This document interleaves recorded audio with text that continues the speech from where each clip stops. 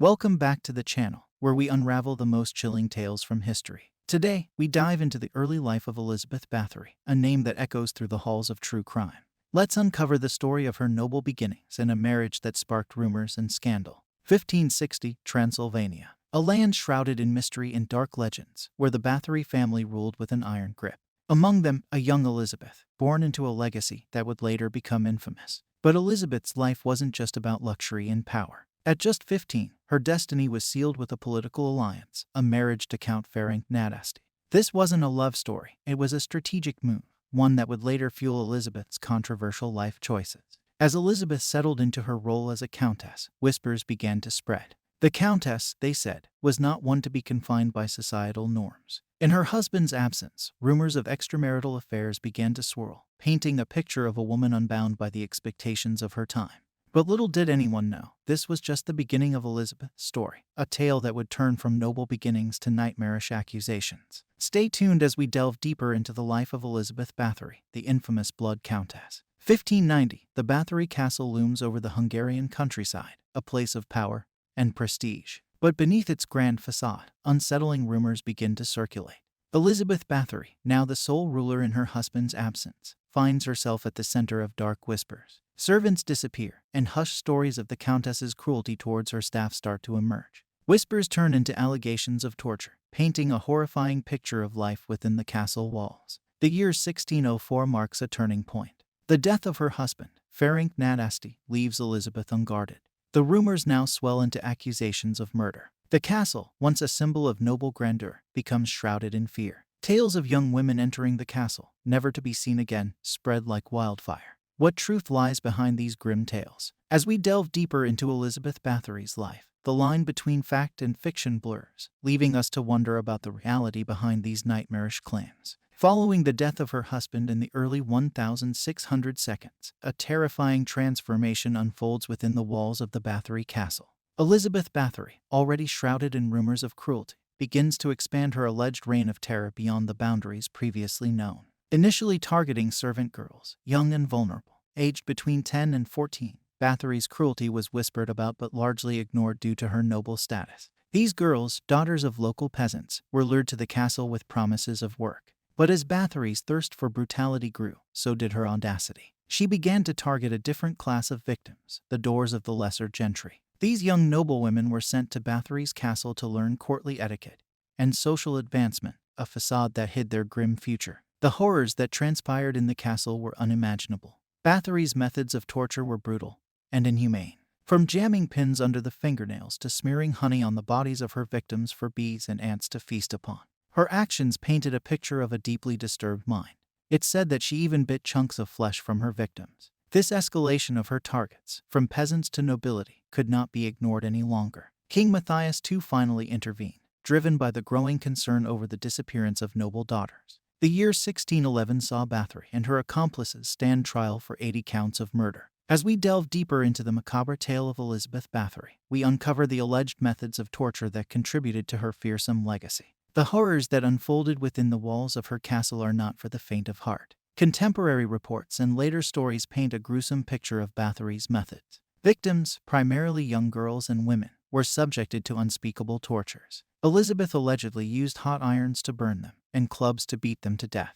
Imagine the terror as these young souls endured such brutal acts. But the cruelty didn't end there. Needles were forced under their fingernails, a torment hard to even comprehend. Bathory reportedly took sadistic pleasure in watching her victims suffer in extreme agony. In the chilling cold, she is said to have poured ice water over their bodies, leaving them to freeze to death. An act so cold-hearted, it sends shivers down the spine. But perhaps the most disturbing of her methods involved covering her victims in honey, leaving them to be devoured by swarming bugs. A fate too horrific to imagine. Witnesses claimed that Bathory had a particular fascination with using scissors in her torture sessions.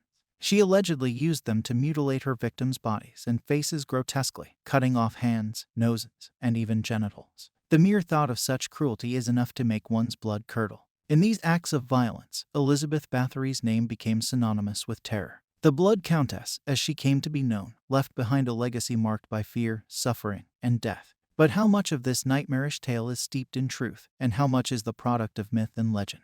This question still haunts the halls of history. The year 1610 marks a pivotal moment in the harrowing saga of Elizabeth Bathory. With rumors of her ghastly deeds reaching a fever pitch, King Matthias II of Hungary could no longer turn a blind eye. He dispatched his highest-ranking official, Count György Thurzo, to unravel the truth behind the chilling whispers that shrouded the Countess. Thurzo's investigation was thorough and daunting. He amassed a staggering 300 witness statements, each more horrifying than the last. The testimonies painted a gruesome picture of a noblewoman gone rogue, with accusations of torture, murder, and unspeakable acts against both servant girls and noblewomen. As the noose of justice tightened, Elizabeth Bathory's untouchable status as a noblewoman began to wane. On December 26, 1609 or 1610, Thurzo made a fateful visit to Misrepresentations Castle. There, he reportedly discovered Bathory in the midst of a torture session, an act that would seal her infamous legacy. The trial that followed was nothing short of sensational. Bathory and her alleged accomplices, including a former wet nurse and a local witch, faced charges of murder. While the trial condemned her servants, with 3 being executed for witchcraft, Bathory herself evaded execution due to her noble status. As the trial against Elizabeth Bathory unfolded, a web of doubt began to tangle the narrative. The foundation of the accusations against the Countess was built on rumors, tales that grew more elaborate as they echoed through the corridors of power and fear. Interestingly, no concrete documents from the local populace lodged complaints against Bathory, despite the era being one where minor transgressions were often recorded in written complaints. This lack of direct evidence raises questions about the authenticity of the charges levied against her. The crux of the trial hinged on testimony, many of which came under dubious circumstances. Witnesses, some of whom had never seen Bathory's alleged crimes firsthand, based their accounts on hearsay. This indirect testimony formed the backbone of the prosecution's case. More troubling was the manner in which confessions were extracted. Elizabeth's servants, key figures in the trial, did not confess until subjected to horrific torture, including having their fingers torn out with red-hot pincers. Such extreme methods cast a dark shadow on the credibility of these confessions. Amidst the trial, the number of victims attributed to Bathory reached staggering heights, up to 650. But even this number comes under scrutiny, mentioned only in a hearsay account from a servant about a supposed private book of Bathory, a book that was never found and never corroborated by other testimony. These elements combined paint a picture of a trial fraught with uncertainties and potential fabrications. Was Elizabeth Bathory the monster as portrayed, or was she a victim of a grand conspiracy? The answer remains shrouded in the mists of history. The final chapter in the grim saga of Elizabeth Bathory begins with her arrest in December 1610, alongside 4 of her closest servants. The trial that ensued revealed a tale of horror and cruelty, leading to the execution of 3 servants and life imprisonment for the 4th. However, Elizabeth herself, shielded by her noble lineage, never faced trial. Instead, she was confined to Misrepresentations Castle, isolated in a room sealed from the world, with only slits for air and food. In this lonely confinement, Bathory's story came to a haunting end as she passed away in 1614 at the age of 54. Amidst the legal proceedings, a curious and chilling detail emerged: a diary, allegedly kept by Bathory. This diary was said to contain the names of over 650 victims.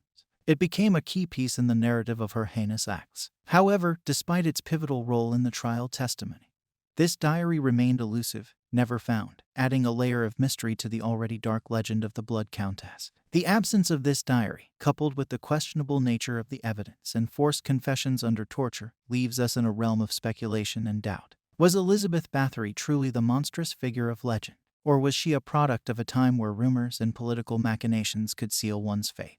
The truth, much like the diary, remains hidden, lost to the shadows of history. As we peer deeper into the story of Elizabeth Bathory, a tangled web of political intrigue and financial debts comes to light, suggesting that her trial was more than a mere pursuit of justice. King Matthias II of Hungary, a member of the powerful Habsburg dynasty, found himself in a precarious position. He owed a significant debt to Elizabeth Bathory, a debt that posed both a financial burden and a political dilemma. Bathory's downfall conveniently absolved the king of this debt, raising suspicions about the motivations behind her arrest. But the political intrigue doesn't end with financial debts. Elizabeth, in her position of power, posed a potential threat to King Matthias. Her immense wealth and vast landholdings, which only grew after her husband's death, made her a formidable figure in Hungarian politics. Some suggest that her arrest was a strategic move to neutralize this threat. Furthermore, the cancellation of the debt owed by Matthias to Bathory, as part of an agreement allowing her family to manage her captivity, hints at a deeper conspiracy. It's argued that the accusations and trial were part of a politically motivated scheme, a ploy to slander Bathory and seize her lands. Even the decision to spare Bathory from a public trial and execution was mired in political calculations. Thurzo, tasked with handling her case, convinced the king that executing a noble of her standing would negatively impact the nobility. This decision also meant that the king's debt to Bathory would remain unpaid, further fueling speculations of a politically motivated witch hunt. Was Elizabeth Bathory a victim of her era's ruthless politics, a scapegoat in a grand scheme orchestrated by the king and her adversaries? Or was she truly the monstrous figure portrayed in the charges against her? The answers may lie buried in the annals of history, obscured by the politics and power plays of her time. The legacy of Elizabeth Bathory, often shrouded in myth and sensationalism, remains a topic of intense debate and speculation.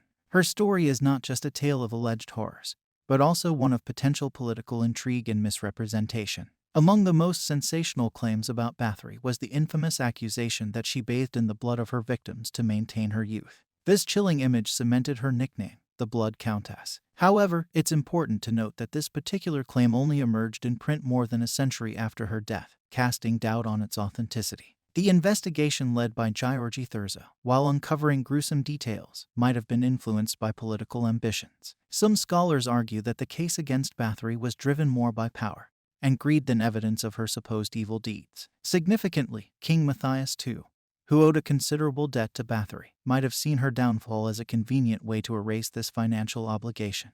This debt, coupled with Bathory's strategic land holdings and her status as a powerful, ruling woman, may have made her a target for those seeking to consolidate power and wealth in Hungary. Moreover, contradictions and inconsistencies in the witnesses' testimony, likely obtained under duress, add another layer of doubt. The king's eagerness for the death penalty, which would enable him to seize Bathory's lands, further suggests that the trial might have been more about political maneuvering than justice. In the end, Elizabeth Bathory's story is not just one of a supposed serial killer. It's a complex narrative that intertwines truth with legend, fact with fiction, and justice with political strategy. Her legacy, as a result, remains as enigmatic as it is infamous. As we reach the end of our journey into the enigmatic world of Elizabeth Bathory, we find ourselves at a crossroads of myth and reality. Her story, deeply ingrained in the annals of true crime, is a complex tapestry of alleged horrors and historical uncertainties. Labeled as one of history's most prolific murderers, Bathory's narrative is riddled with gaps and question.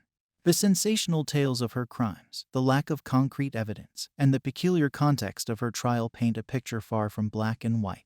Was she a victim of political conspiracy, a powerful woman slandered and brought down by those who feared her influence? Or was she truly the monster depicted in the legends? The truth, clouded by time and myth, might forever remain elusive. In the end, the story of Elizabeth Bathory challenges us to look beyond the surface, to question the narratives handed down through history, and to recognize the intricate interplay of power, gender, and politics that shapes our understanding of the past. Thank you for joining me on this exploration of the life and legacy of Elizabeth Bathory. The line between myth and reality is often blurred, and in her case, it leaves us with more questions than answers. Until next time, stay curious and keep exploring the mysteries of history.